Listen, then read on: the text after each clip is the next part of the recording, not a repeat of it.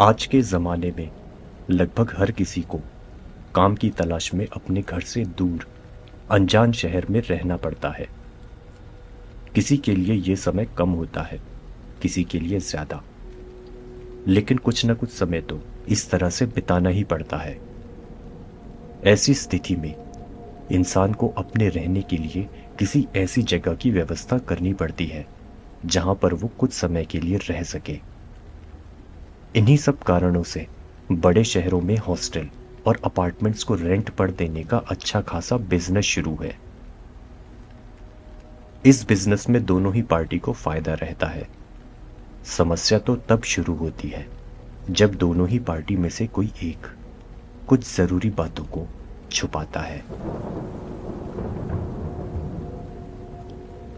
मेरा नाम पीयूष है। कुछ सालों पहले मेरे जीवन में भी ये पड़ाव आया था जब मुझे काम की वजह से अपने घर से दूर दूसरे शहर में रहना पड़ा। उस शहर का मैं नाम नहीं बताऊंगा और न ही वो इलाका जहां मैं रहता था। बस इतना ही कह सकता हूं कि मैं वहां पर 3 साल के लगभग रहा और इन 3 साल मैंने वहां पर एक प्राइवेट कंपनी में नौकरी की। उस शहर पर आने से पहले ही मैंने वहां पर अपने रहने की व्यवस्था कर ली थी। वहां पर मेरी ही पहचान का एक लड़का पहले से रहता था। रोहित नाम था उसका। मैंने उसे अपनी कंपनी की लोकेशन और रहने के लिए अपना बजट बताया। उसके हिसाब से उसने मेरे लिए एक छोटा सा 2 कमरों का अपार्टमेंट ढूंढ निकाला। रोहित ने मुझे उस अपार्टमेंट की बिल्डिंग की बस एक नियम के बारे में बताया और थोड़ा जोर देकर बताया। उस बिल्डिंग में रात 10 बजे से पहले लौटना होगा और 10 बजे के बाद अपने कमरे से बाहर नहीं निकलना है। ये बड़ा ही अजीब सा नियम था। हालांकि मुझे ये नहीं पता था कि शहरों में ऐसे नियम कॉमन होते भी हैं या नहीं। फिर भी मैंने रोहित को कहा कि ऐसे नियम तो हॉस्टल्स में होते हैं, पर यह तो एक बिल्डिंग है, फिर ऐसे नियम क्यों? रोहित को भी इसका सही सही कारण नहीं पता था। उसने ये बताया कि इन नियमों की वजह से ही शायद ये बिल्डिंग लगभग खाली है। कहने को तो ये 4 मंजिला है और इसमें लगभग 8 फ्लैट्स हैं, लेकिन सिर्फ 3 या 4 ही इस्तेमाल हो रहे हैं। पर यहाँ पर मुझे एकांत मिलेगा और अपने ऑफिस आने जाने में परेशानी भी नहीं होगी। किराया भी बहुत कम है। आखिर मैंने भी कौन सा यहाँ पर हमेशा रहना था। अगर पसंद नहीं आएगा तो कहीं और शिफ्ट हो जाऊंगा। फिलहाल तो उस शहर में जाना और ऑफिस ज्वाइन करना मेरे लिए ज़रूरी था। ये सब सोचकर ही मैंने रोहित से अपने लिए उस अपार्टमेंट को फाइनल कर लिया। निर्धारित दिन पर मैं उस शहर में पहुंच गया। रोहित मुझे वहां पर लेने पहले से आ चुका था। उसके साथ ही मैं वहां पर अपने नए ठिकाने में गया। वहां पहुंचकर ही मैंने पहली बार उस बिल्डिंग को देखा, एक्लिप्स अपार्टमेंट्स। बाहर से देखने में ये एक साधारण सी बिल्डिंग थी, 4 मंजिला बिल्डिंग, जिसे देखकर ही समझ में आ रहा था कि यहाँ पर किराया ज़्यादा नहीं होगा। बिल्डिंग की एंट्री पर एक डेस्क और 2 कुर्सियां लगी हुई थी, जिसमें 2 लोग बैठे थे। उनके कपड़ों और शक भरी निगाहों से मुझे देखने से समझ में आ रहा था कि ये दोनों यहाँ के चौकीदार हैं। उस दिन बारिश भी हुई थी। फिलहाल तो रुकी थी, लेकिन आसमान में काले बादल अभी भी थे। बिना धूप के उस दिन उस बिल्डिंग की तरफ और गार्ड्स को अपनी तरफ पैनी निगाहों से देखते हुए बड़ा ही अजीब लग रहा था। जैसे जो दिख रहा है वो वैसा है नहीं, जैसे सब कुछ सामान्य होते हुए भी कुछ भी सामान्य नहीं है। खैर, हम आगे बढ़े। रोहित ने ही गार्ड्स से बात की। जरूरी चीजें दिखाने के बाद उन्होंने हमें अंदर जाने दिया। मेरा कमरा पहले फ्लोर पर ही था। वहां जाने में हमें कुछ समय नहीं लगा। 5 मिनट में ही हम अंदर थे, इस शहर के मेरे पहले कमरे में, रूम 102। भले ही बिल्डिंग, उसके गार्ड्स, इसके नियम कैसे भी हों, कम से कम कमरे में ज़रूरत के सभी सामान इन्होंने पहले से दिए हुए थे। एक दीवान जिस पर सोने के साथ साथ अंदर सामान भी रखा जा सकता था, एक स्टडी टेबल और चेयर, एक छोटा सा फ्रिज, एक पुरानी वॉशिंग मशीन, एक अलमारी और बाथरूम में गीज़र। रहने के लिए सब कुछ था। इतने सस्ते में इतना अच्छा कमरा, ऊपर से वहाँ पर सारी चीज़ें पहले से ही मौजूद हैं। मुझे तो लग रहा था कि मेरी लॉटरी निकल गई। मैंने अपना सामान अपने हिसाब से एक जगह पर रख दिया। रोहित भी कुछ देर मेरे साथ वहीं पर मेरे कमरे में रहा, फिर मुझे आराम करने को बोलकर वो वहां से चला गया। मेरे पास भी कुछ करने के लिए नहीं था। थोड़ी देर आराम करने के बाद जरा नीचे घूमने जाऊंगा, ये सोचकर मैं सो गया। मेरी नींद शाम को ही खुली, शायद 4:30 बजे या 5 बज गए होंगे। अब तक मुझे थोड़ी भूख भी लगने लगी थी। मुझे खाना बनाना तो आता है, लेकिन फिलहाल मेरे पास खाने बनाने का ना तो सामान था और ना ही मन। इसी बहाने थोड़ा घूमना और पास के इलाके को देखना भी हो जाएगा, ये सोचकर मैं नीचे आ गया। मुझे ज्यादा दूर भी जाना नहीं पड़ा और मुझे एक छोटा सा होटल मिल गया। होटल क्या, एक छोटा सा कमरा था वो, जिसमें खाने की चीजें बेची जा रही थी। मैं वहीं पर बैठ गया। उसके पास खाने की बहुत ज्यादा वैरायटी नहीं थी, बस हल्के फुल्के स्नैक्स थे। उन्हीं से पेट भरता हुआ मैं अपने फोन में इस एरिया के मैप को देख रहा था कि आसपास और क्या क्या है। अपने इंटरेस्ट की 1-2 जगह मैंने नोट की और आगे कभी वहां जाने का प्लान बनाकर मैं और आगे घूमने निकल गया। मैं अपने कमरे में रात 8 बजे के करीब वापस आया। मुझे इस बिल्डिंग का नियम याद था, रात 10 बजे से पहले मुझे किसी भी हालत में लौटना था। मेरे पास फिलहाल कोई कारण भी नहीं था कि देर रात तक बाहर रहूं, और ना ही मुझे देर रात तक घूमने की आदत थी। अगले दिन ऑफिस जाना था, मेरा पहला दिन। मैं लेट भी नहीं होना चाहता था, इसीलिए कमरे में वापस लौटने के बाद मैं जल्दी ही सो गया। ऑफिस में मेरा पहला दिन शानदार रहा। बहुत सारे नए लोगों से मिलना जुलना हुआ। उनमें से काफी लोग मेरी ही तरह के थे। उनसे मेरी खास तौर पर बनने लगी। देखते ही देखते मुझे 3 महीने हो गए। अब तक मैं ऑफिस के काफी लोगों से घुल मिल चुका था। अब तो हम ऑफिस के बाहर भी अक्सर मिला करते थे और घूमने फिरने के प्लान्स भी बनाने लगे थे। लेकिन जब कभी भी कुछ ऐसा प्लान बनता जिसकी वजह से रात हो जाए, तो उन प्लान्स से मैं बाहर रहता था। कारण था वही, अपार्टमेंट्स के नियम। मेरे साथी मुझ पर टॉन्ट मारते कि कहाँ जेल में रह रहा हूं, ऐसी जगह छोड़ क्यों नहीं देता। पर सच्चाई ये थी कि वो अपार्टमेंट्स अब मेरा कंफर्ट जोन बन चुके थे। उसे छोड़कर दूसरी जगह जाने का मेरा मन ही नहीं करता था। खैर, मन ही मन मैं भी सोचने लगा कि अगर कभी रात को वापस आना होगा तो क्या किया जाए। मेरे पास 2 ऑप्शंस थे। पहला तो ये कि अगर कभी प्लान्स की वजह से रात हो जाए तो वापस यहाँ पर आओ ही नहीं और किसी और के यहाँ पर रुक जाओ। दूसरा कि किसी तरह से चुपके से अपने रूम में चले जाओ। अब मुझे दूसरे के घर में नींद आती नहीं थी, इसीलिए मैं दूसरे विकल्प पर ध्यान देने लगा। हमारे अपार्टमेंट्स में हर फ्लैट में बालकनी नहीं थी, सिर्फ कॉर्नर वाले फ्लैट्स में थी। किस्मत से मेरा फ्लैट 102 वो कॉर्नर में था। मैंने ध्यान दिया कि मेरी बालकनी से लगकर एक पाइपलाइन नीचे से ऊपर तक जाती थी। मेरा फ्लैट भी पहली मंजिल पर ही था। बालकनी की ऊंचाई जमीन से 15 फीट की होगी। पाइप पर चढ़कर आसानी से ऊपर या नीचे जाया जा सकता था। मेरे दिमाग में एक प्लान बनने लगा।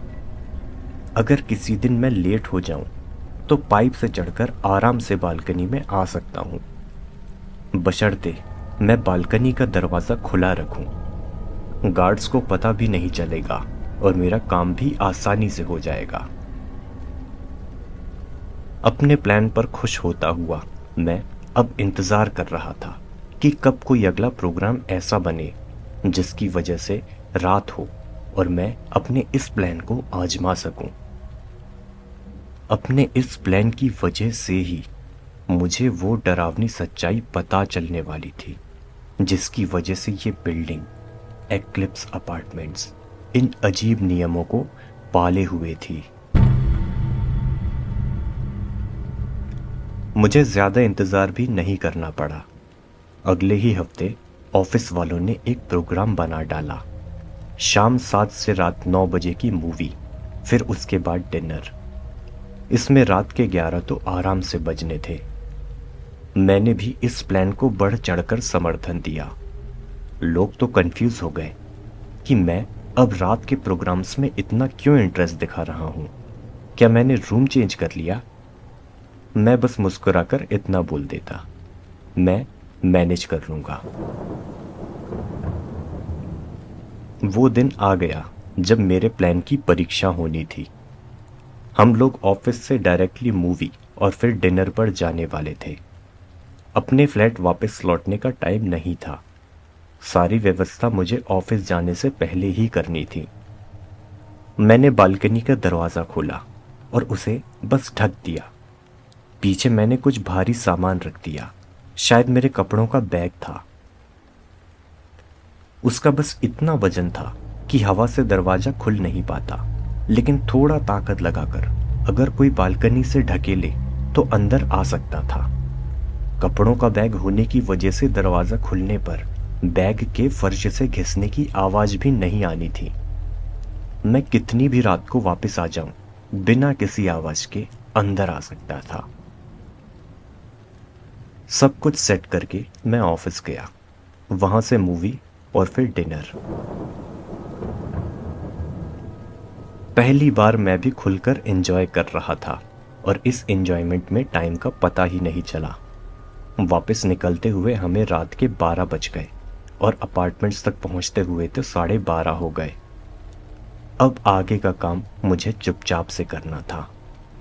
गार्ड्स खुद अपनी सीट पर बैठे हुए ऊँघ रहे थे। उन्होंने अपने फ़ोन पर कोई रेडियो या कोई गाना चला रखा था।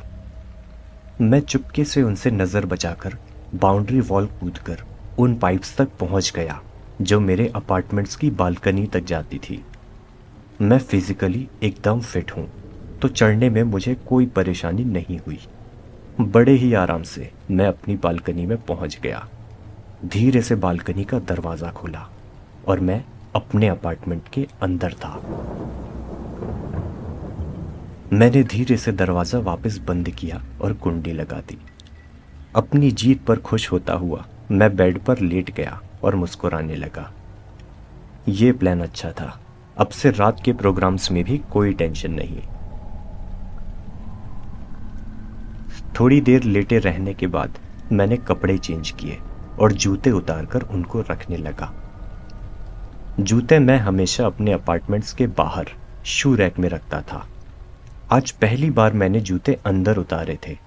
हमेशा मैं उनको उतारकर और उनको बाहर रखकर ही अंदर आता था। बस इसलिए मैंने जूते बाहर रखने के लिए दरवाज़ा खोला। रात 10 बजे के बाद अंदर आने के नियम को मैं तोड़ ही चुका था। अब रात को अपने फ्लैट से बाहर निकलने का नियम भी मैं तोड़ने वाला था। मैंने धीरे से दरवाज़ा खोला और बिना आवाज़ के चलते हुए जूते रखे। मैं वापस अपने फ्लैट में जाने ही वाला था कि मैंने कुछ नोटिस किया और ठिठक गया। अपार्टमेंट का ये कॉरिडोर, ये स्टेयर्स, दीवारें और ये लाइट था तो मेरे इसी एक्लिप्स अपार्टमेंट का, लेकिन फिर भी कुछ तो अलग था। मेरा दिमाग इस तरफ इशारा कर रहा था कि कुछ तो अलग है। लेकिन वो अलग चीज क्या है, ये समझने में मुझे परेशानी हो रही थी।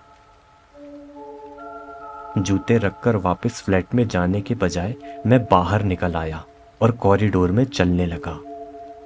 हर चीज देखी हुई सी लग रही थी, लेकिन फिर भी अलग। शायद लाइटनिंग की वजह से।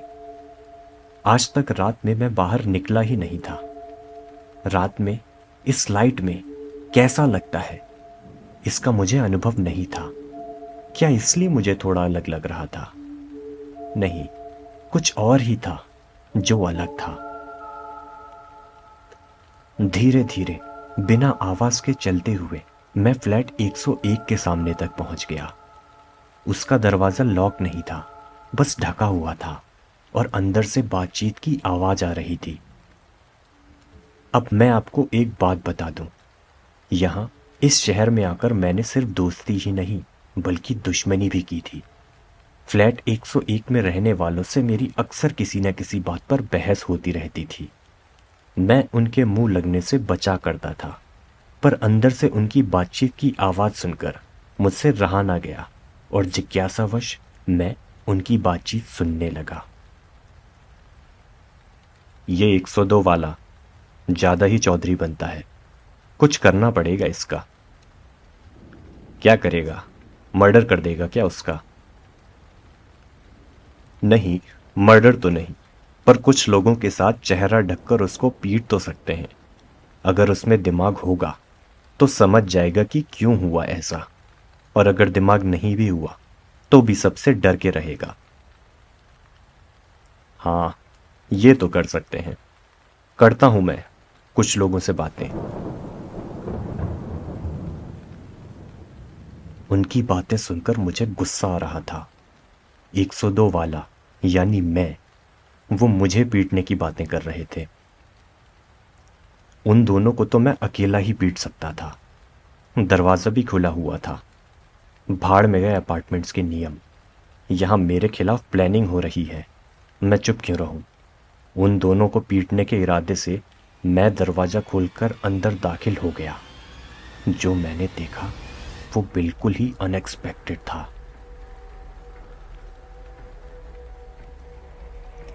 अंदर पूरा कमरा अस्त व्यस्त सा, गंदगी, सीलन और बदबू से भरा हुआ था। पूरे कमरे में अंधेरा था, बस इतना उजाला था कि ये समझ में आ जाए कि कहां पर क्या है। और सबसे खतरनाक और डरावनी चीज, जो ये बातचीत कर रहे थे वो 101 में रहने वाले लड़के नहीं बल्कि दो डरावने से दिखने वाले भूत थे, या फिर वो राक्षस थे। हाँ, शायद उनको राक्षस कहना ठीक होगा। मॉन्स्टर्स।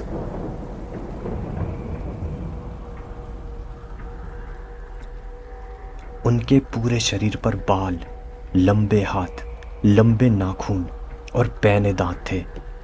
लाल चमकती हुई आंखें और फटे हुए इंसानी कपड़े, जैसे ये पहले कभी इंसान थे और अब राक्षस बन चुके हैं। मैं आया तो पीटने के इरादे से था, लेकिन ये नज़ारा देखकर मैं उधर ही जड़ हो गया। ना मुझसे कुछ बोलते बन रहा था और ना ही पलटकर भागते। वो दोनों राक्षस प्राणी गुर्राते हुए मेरी तरफ झपटे। मैं भी तुरंत हरकत में आया और पलटकर बाहर निकला और दरवाजा खींचकर बंद करने की कोशिश करने लगा। लेकिन उन दोनों ने दूसरी तरफ से दरवाजा पकड़ लिया। इधर बाहर से मैं दरवाजा बंद करने की कोशिश कर रहा था और अंदर से वो दोनों राक्षस दरवाजा खोलने पर उतारू थे। मैंने दरवाजे के हैंडल को पकड़कर इतनी जोर से खींचा हुआ था कि मेरे हाथों में निशान पड़ चुके थे। ऐसे समय में ना तो दर्द का पता चलता है और ना ही अपनी खुद की ताकत का। पर मैं कितनी भी ताकत लगा लेता, जीत उनकी ही होनी थी। मैं किसी तरह से वापस अपने फ्लैट में जाकर अंदर से दरवाजा बंद करना चाहता था, लेकिन उसमें भागकर अपने फ्लैट जाने में कुछ सेकंड्स तो लगने ही थे, और इन राक्षसों को तो एक ही सेकंड चाहिए था मुझ तक पहुंचकर मुझे मारने के लिए। मैं उधेड़ बुन में था, पकड़े रखूं या छोड़कर भागने का रिस्क लूं। दोनों ही तरफ से मेरी हार पक्की थी, पर मुझे इन दोनों में से कोई भी एक्शन लेने की ज़रूरत नहीं पड़ी, क्योंकि इस रात ने मेरे लिए अभी और भी राज बचा कर रखे थे। दरवाजे के जिस हैंडल को मैंने पकड़ा हुआ था, उसे एक और हाथ ने पकड़ा, एक सड़े गले हुए हाथ ने, जिनमें जगह जगह जख्म थे, जैसे उनका मांस नोचा गया हो। दहशत के साथ मैंने उस चेहरे को देखा जिसका ये हाथ था। पता नहीं मुझे ज्यादा डर किसे देखकर लगा था, उन दो राक्षसों को या फिर इस चेहरे को। ये चेहरा भी हाथों की ही तरह जख्म से भरा था। आंखों को देखकर ही समझ में आ रहा था कि उनमें जान बिल्कुल नहीं है।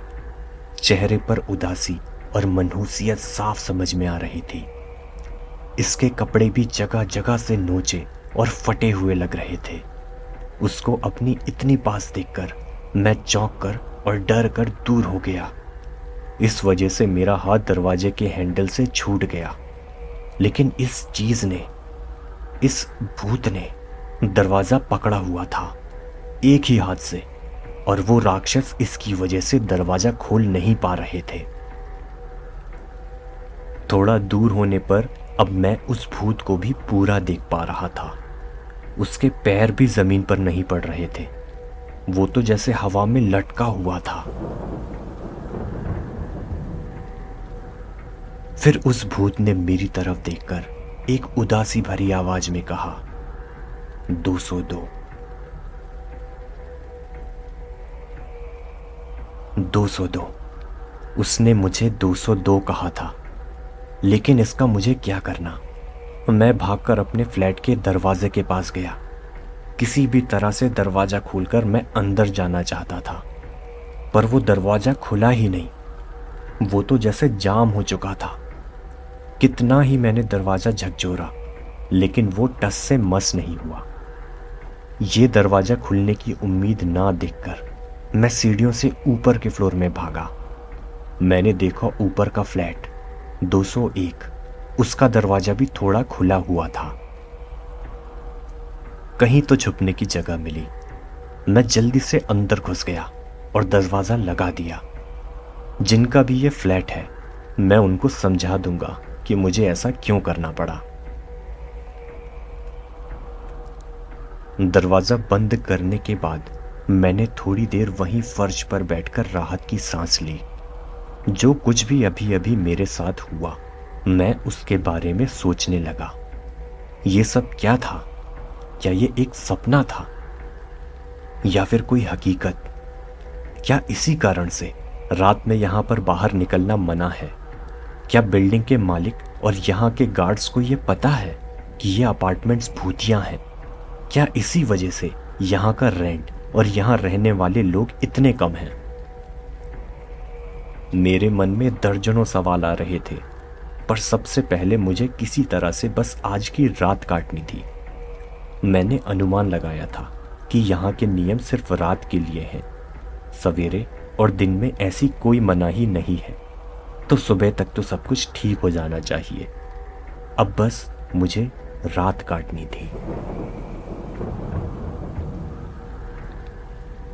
मेरा मन इन सब बातों से हटा, तब जाकर ध्यान इस कमरे पर गया।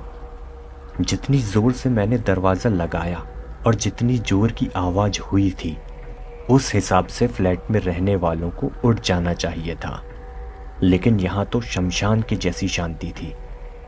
नहीं, इसे मैं शांति भी नहीं कहूंगा, यहां तो मनहूसियत थी। और मैंने नोटिस किया कि ये फ्लैट कुछ ज्यादा ही बड़ा है। मैं फर्श से उठा और सावधानी से अंदर जाने लगा। क्या पता यहां भी मुझे कोई सरप्राइज मिले। आगे चलते हुए मेरे पैर जमीन में किसी चीज से टकरा रहे थे। कुछ तो था जो जमीन पर बिखरा हुआ था। उसके ऊपर चलकर और उनके आपस में टकराने की आवाज से ऐसा लग रहा था कि जैसे फर्श पर लकड़ियां बिखरी पड़ी हों। मैंने अपना फोन निकाला और फ्लैशलाइट से देखा कि ये क्या है। नीचे जो बिखरा हुआ था वो लकड़ियां नहीं, हड्डियां थी, इंसानी हड्डियां। और ये हड्डियां पूरे फर्श पर हर जगह बिखरी हुई थी। इतनी सारी हड्डियां देखकर मैं बुरी तरह से डर गया। यकीनन यहां भी कोई ना कोई ऐसी चीज थी जिसने इन हड्डियों का ढेर लगाया है। ये जो कोई भी था, मुझे उसे देखने में कोई दिलचस्पी नहीं थी। न ही मैं ये चाहता था कि उसे पता चल जाए मैं यहां पर हूं। मैं धीरे धीरे वापस मेन डोर की तरफ जाने लगा, लेकिन मेरे चलने से फर्श पर पड़ी हड्डियों ने जो आवाजें की थी, उसने इस फ्लैट के निवासियों को सूचित कब का कर दिया था। मुझे एक आवाज हुई जैसे कोई पंख फड़फड़ा रहा हो। साथ ही मेरे कानों में चीख की आवाज आई, बेहद कर्कश चीख। मैं हड़बड़ाकर इधर उधर देखने लगा। पता नहीं अब मेरे सामने क्या आने वाला था। कुछ ही पलों में जवाब मेरे सामने था। ये हड्डियों का ढेर लगाने वाला, वो कर्कश चीख और फड़फड़ाने जैसी आवाज जिसने भी की थी, वो एक नहीं बल्कि दो थे। ये दो प्राणी देखने में बिल्कुल गिद्ध के जैसे थे। लंबी गर्दन, शरीर पंख से ढका हुआ, दुबला पतला सा शरीर, पर इन्होंने भी फटे पुराने से कपड़े पहने थे, जैसे ये दोनों भी कभी इंसान थे। देखने में दोनों मुझसे छोटे थे, मेरी हाइट के लगभग आधे होंगे। वो दोनों मुझ पर अटैक करने के इरादे से जानवरों जैसे फड़फड़ाते और चीखते हुए मेरी तरफ बढ़ने लगे। वो दिखने में मुझसे छोटे थे, इसलिए मैं भी तुरंत पलटकर नहीं भागा। मैंने वहां पर पड़ी हुई एक लंबी सी हड्डी उठा ली। उसको इस तरह से मैं घुमाने लगा जिससे वो दोनों मेरी तरफ ना आए। वो दोनों मनहूस भी मेरी तरफ अब खुलकर आने में जैसे डरने लगे थे। इसी तरह से अपना बचाव करता हुआ मैं दरवाजे के पास तक पहुंच गया। जल्दी से बाहर निकलकर मैंने दरवाजा बंद कर दिया।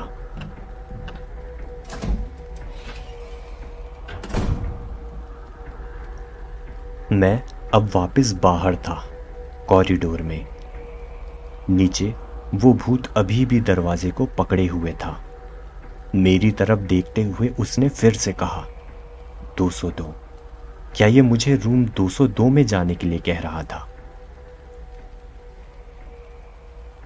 वो रूम मेरे सामने ही था। मैंने तीसरे फ्लोर पर जाने वाली सीढ़ियों की तरफ देखा। वो टूटी हुई थी, लेकिन ये कब हुआ? ये सीढ़ियां तो अभी सुबह तक ठीक थी। जो भी हो, अब न मैं ऊपर जा सकता था न नीचे। सिर्फ एक ही ऑप्शन था, रूम 202 में जाना। मैं मन ही मन घबरा रहा था कि पता नहीं अब किस चीज से सामना होने वाला था। ये फ्लैट भी खुला हुआ था। मैंने दरवाजा खोला और धीरे धीरे अंदर प्रवेश किया।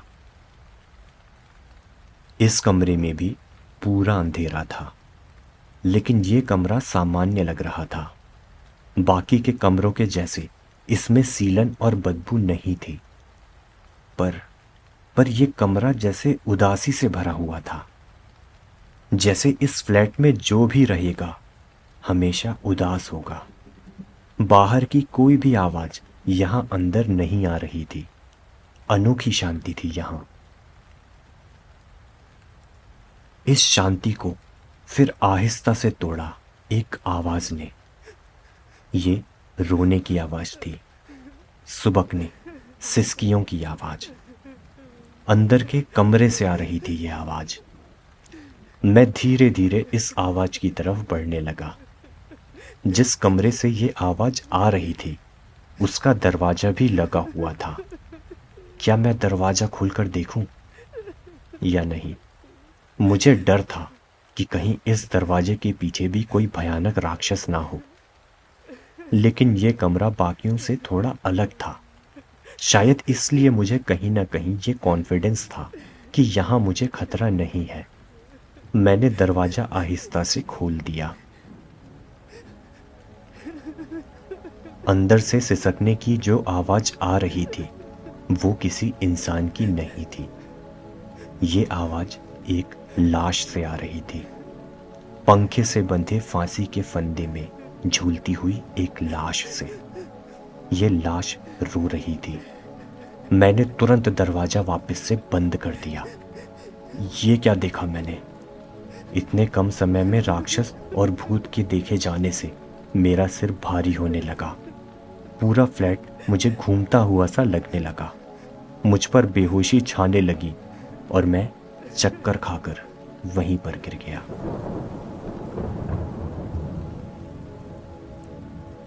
जब मेरी आंखें खुली तो मैं अपने बिस्तर पर था। सुबह के 4:30 बजे हुए थे। क्या क्या ये सब कुछ सपना था? मैं चौंक कर उठ बैठा। मेरा सिर अभी भी थोड़ा दर्द कर रहा था। अपना सिर मलने के लिए मैंने हाथ उठाया और फिर मुझे अपनी हथेली में भी दर्द महसूस हुआ। मेरे हाथों पर जख्म थे, वही जख्म जो बीती रात दरवाजे के हैंडल को मजबूती से पकड़ने की वजह से बने थे। जो कुछ भी हुआ था वो सपना नहीं, हकीकत थी।